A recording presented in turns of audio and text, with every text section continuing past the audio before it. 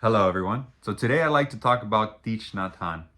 And Thich Nhat Hanh was known as a man to bring mindfulness to the West Coast, known as the father of mindfulness, nominated by Martin Luther King Jr. for a Nobel Peace Prize, and founder of Plum Village in France, and also established several monasteries, dozens of monasteries, including some here in the US, including one here in Escondido, near where I'm at in San Diego, which I got to be last May, an opportunity of be part of a retreat at one of the monasteries for 3 days. I was there with the monks and nuns.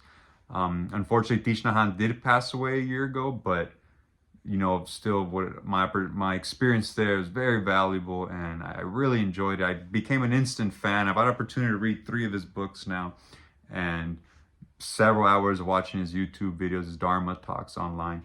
And I want to share with you 4 things I've learned that are very valuable. And the first one is how to deal with your emotions. So Thich Nhat Hanh would teach this kind of template, whether it was jealousy or fear or irritation or anger, whatever was coming up. This is the kind of template he told you, he recommended you follow. And I'll use anger as an example. He would say, as soon as you start feeling that anger, you say, "Hello, my anger. I know you are there, and I'm here for you. I will take care of you and embrace you with mindfulness." So what is he saying? He's greeting, he's acknowledging the anger, right? He goes as far as saying his book on anger, as far as saying is treating it like a child, right? How would you treat a child who's crying or irritated? You would embrace it. You wouldn't judge the child. You wouldn't be, "Why are you crying?" Right? No, you embrace it. You acknowledge it. You try to comfort it, and that's you in that moment. Come acknowledging the anger, but then trying to comfort it. Making peace with it. And some of the coaching sessions that I've done, this tends to resonate with people because they can relate to beating themselves up a lot about certain emotions that they feel they allow themselves to live over and over again that are holding them back. And so here is talking about, don't beat yourself about it. Embrace those emotions, treat them like a child, and try to make peace with them, right? As to diffuse them as the automatic emotion that you tend to have a lot, right? That's for my angry people. The second one is seeking to understand in order to truly love someone.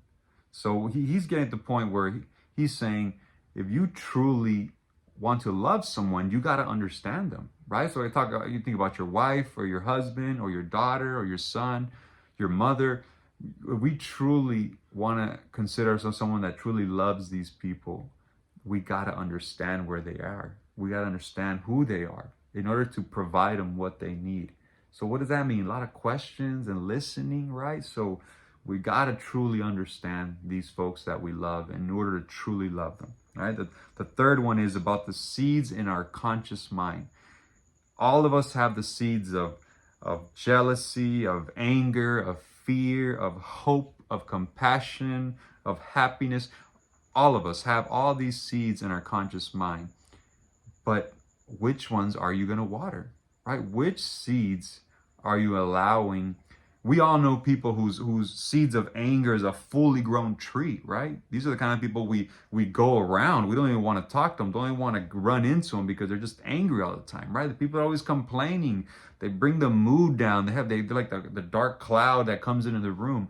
We know. So those are people who really have grown and cultivated their seeds of anger and other qualities that maybe make them depressed, but just these negative seeds, emotions, right? Where on the other side you have those people that are just light up the room. They're just full of happiness. They always look at the glass of water half full, right? They're optimistic.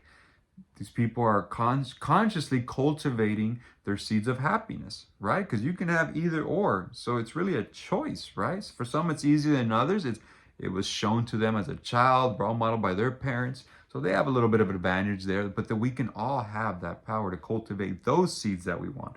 Fourth one, what can I start doing to be more mindful, right? So, okay, I want to bring more mindfulness into my life. What can I start doing? One of the things when we're at this retreat, one of the things we practiced was mindful walking, right? We even did a meditation walk up the mountains, because this monastery is up in the mountains in Escondido. So we did probably 150 person mindful walk up a mountain. It was just no talking, walking slowly, just breathing,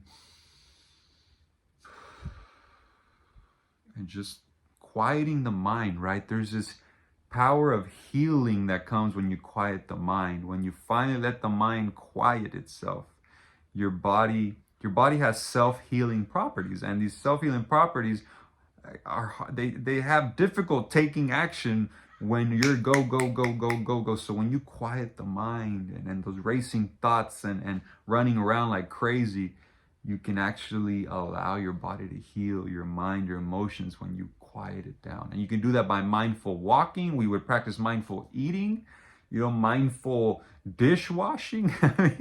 We incorporated mindfulness into everything we did in the monastery, in between Dharma talks, right?